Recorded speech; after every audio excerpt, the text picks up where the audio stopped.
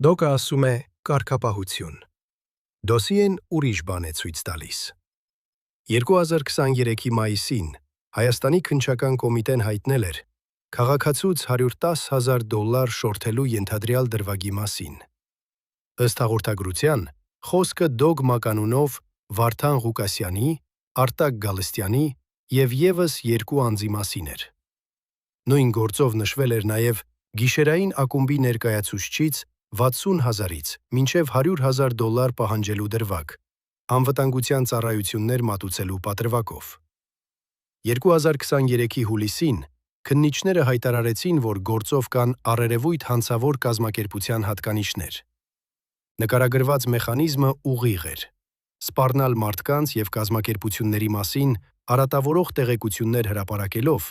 հետո պահանջել գումար կամ գույքային իրավունքներ։ Վունքներ։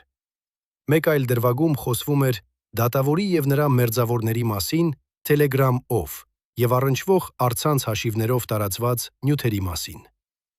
Ղուկասյանը մեղադրանքները հերքում է։